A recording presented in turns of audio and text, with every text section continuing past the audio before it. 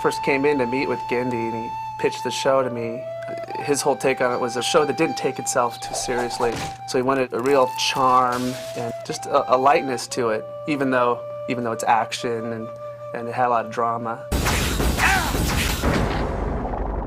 The show is a lot about feel, gesture, trying to get things across with just visual components, and it seemed very epic, it seemed very cinematic. And Genndy has set up this world where whatever you got, throw it in the pot. So, one day it's classic Viking king, another day it's some weird pig, redneck, swamp sheriff guy. Jump now!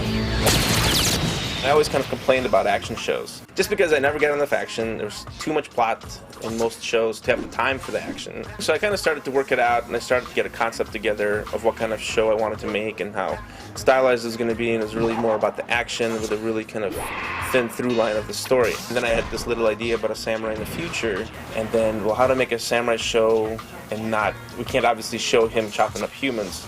It's like, oh, maybe he can chop up robots. And then that whole future element came in, and then it kind of started to develop from there.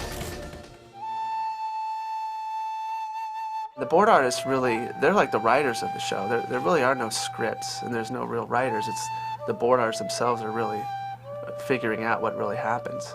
Just get a bunch of cats in a room and go, what did we like when we were 8? Well, we like sword fights, we like giant monsters, I like robots, okay, let's do some robots. It needs to investigate this gigantic world that's full of strangeness, so it gave us carte blanche to do basically anything we wanted. It was the most challenging project because I knew there'd be so much action. And how do you tell the story without dialogue? And how do you facilitate the action so the action is great, cool, fun, dramatic, and all that stuff. And I wanted to do really a lot of choreography, and how do you do that in television? I've practiced in martial arts for many years, especially Chinese Wushu, a little bit of Wing Chun. So whenever I'm doing a board, I try to put in as much Chinese Kung Fu as possible. They're holding their poses, the background streaks really fast, and the sparks are flying like crazy. Samurai Jack was about the mood and the magic of it. So that's something you don't really see in television animation. We really let the visuals kind of breathe and speak for themselves. So what I decided to do is to do things very slow, still with a good instinct to have it be, compelling and you're not bored. And then when things go fast, it goes crazy.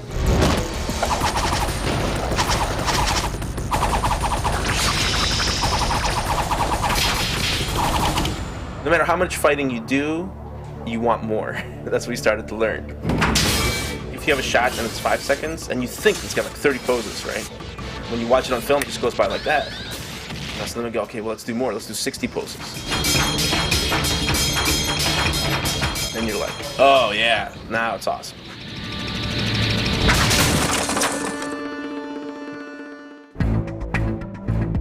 I really wanted the shows to be very cinematic.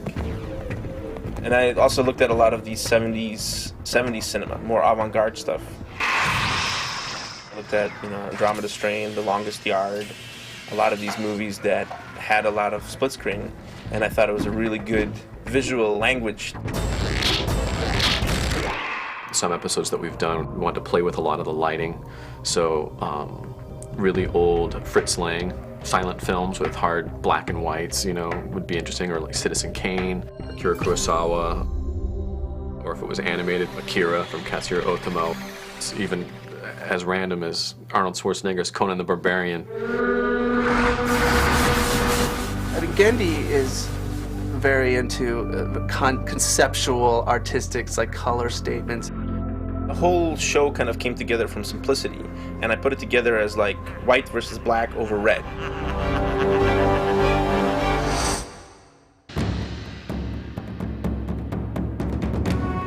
Jack is a prince and a warrior. His one weakness is his empathy for other people. So he'll always put somebody else over himself. Ah, so now Mr. Goody Two-Sandals feels like talking, eh? With Jack, you just kind of heard a lot of voices, and everybody's kind of doing their heroic voices, but I wanted a certain feel, a certain texture to it. And so Phil Lamar came by, and he does these great lines, and I was like, yeah, I think that's the voice. It's a fairly easy job, because Jack doesn't speak a whole lot. Thank you. It's usually some guest person as the wizard or villain has 2.5 pages of exposition. Listen to me, warrior. Over the hill and through the woods, there is a great jewel. Right. I see. I will find it. You know, and then I'm done. And Aku came from, Akuman is actually demon in Japan. I wanted just pure evil because Jack was so much good, and I knew I wanted him to be a shapeshifter so he could fight in all kinds of forms. We were both on the coffee table, sitting on the floor, just going, oh yeah, and he could turn into a scorpion, and it might look like this, and then he could jump over him and swing the sword like this, and when he gets through with the sword, then he comes like this. And so we were like, every other panel, we were just on top of each other. And then I've always wanted to work with Mako, who's the voice actor from Conan. He just does this laugh that starts here, goes to the moon, and comes back. And it just goes. It's like, can't have any more breath. But it's still going.